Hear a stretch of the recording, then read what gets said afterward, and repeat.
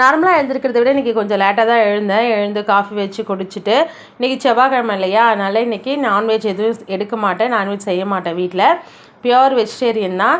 சாம்பாருக்கு காய்கறி எடுத்து வைக்கலாம் அப்படின்ட்டு காலையில் எழுந்தோடனே இந்த மாதிரி 10-15 தும்பலாவது போட்டுட்டு தான் அடுத்த வேலை. இன்றைக்கி பூ பறிக்கிற வேலையை வந்து பசங்க எடுத்துக்கிட்டாங்க. அவங்களும் எங்கள் கூடவே இன்றைக்கி எழுந்ததுனால குழலி ஹாய் சொல்கிறாங்க. பூ பறிக்கிற வேலையை அவங்க எடுத்துட்டாங்க. காய்கறி எடுத்து வச்சுட்டு சேப்பங்கிழங்கு இருந்தது வீட்டில், பொங்கலுக்கு வாங்கிட்டு வந்தது, அதுதான் இன்றைக்கி வறுக்க போகிறேன். இது எல்லாமே பொங்கலுக்கு மீந்த காய்கறி தான். அதுக்கப்புறம் காய்கறி எதுவுமே வாங்கலை. அதுக்கப்புறம் நம்ம வெஜ்ஜும் பெருசாக செய்யலை. அதனால் இன்றைக்கி இந்த அவரைக்காய், மாங்காய், கத்திரிக்காயெல்லாம் போட்டு சாம்பார் வைக்கலாம் அப்படின்னு சொல்லிட்டு தாளித்து விட்டுட்டு நம்மளோட மசாலா பொடி சேர்த்துக்கிட்டேன். நம்மளோட மசாலா பொடி நிறைய பேர் வாங்குறீங்க, இவ்வளோ பேர் வாங்குவீங்க நான் எக்ஸ்பெக்டே பண்ணல. அப்புறம் நல்லா இருக்குன்னு வேறு ரிவ்யூ கொடுக்குறீங்க. யாருக்காவது வேணும்னா காண்டாக்ட் பண்ணுங்கள், நான் ப்ரிப்பேர் பண்ணி தரேன் கண்டிப்பாக. அந்த பொடியை சேர்த்துக்கிட்டு அதுக்கப்புறம் காய்கறியெல்லாம் கட் பண்ணி சேர்த்துட்டேன். சாம்பார் வந்து இந்த நாட்டு காய்கறியெல்லாம் போட்டு செய்யும்போது ஒரு தனியான வாசனை வரும். அவரைக்காய் சேர்க்கும்போது அதுக்கு ஒரு வாசனை வரும். சாம்பார் ரெடி ஆகிடுச்சு. அப்புறம் கருவேப்பிலை, கொத்தமல்லி போட்டு இறக்கிட்டு அதே அடுப்பில் வானலை போட்டு சேப்பங்கிழங்கை வறுக்க போகிறேன். சேப்பங்கிழங்கு வேக வச்சு இந்த மாதிரி நம்மளுக்கு பிடிச்ச ஷேப்பில் கட் பண்ணிக்கலாம். இந்த மாதிரி கட் பண்ணால் தான் இதை உருளைக்கிழங்கு நம்பி பசங்க சாப்பிடுவாங்க. பசங்களுக்கு வந்து அவங்க என்ன சாப்பிட்றாங்களோ அந்த ரொட்டீனை தான் கொடுக்கணும். மாற்றி நம்ம வேறு ஏதாவது கொடுக்கணும்னு ட்ரை பண்ணால் கண்டிப்பாக எடுத்துக்க மாட்டாங்க.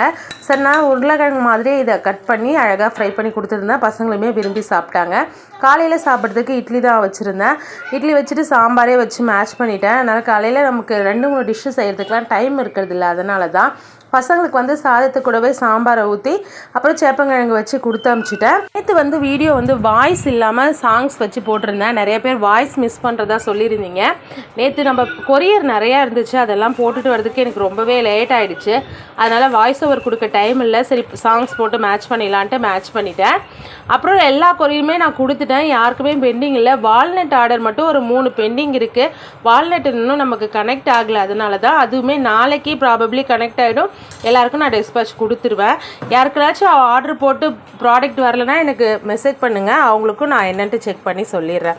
எனக்கு வந்து லஞ்ச் எடுத்துக்கிட்டு சாம்பார் கொஞ்சம் எக்ஸ்ட்ராவே போட்டுட்டேன். அதில் சாம்பாரை விட காய்கறி தான் அதிகமாக இருந்தது. ஏன்னா பசங்க காய்கறி எடுத்துக்க மாட்டாங்க, அவரும் பெருசாக காய்கறி எடுத்துக்க மாட்டார். அதனால் நான் வந்து அப்போலேருந்தே காய்கறி நிறைய சாப்பிடுவேன். எடுத்துகிட்டு மேலே இருக்கிற டப்பாவில் வந்து ஃபுல்லாக சேப்பங்கிழங்கு எடுத்துகிட்டு போயிட்டேன். எனக்கு பர்சனலாக சேப்பங்கிழங்குனா ரொம்ப பிடிக்கும்.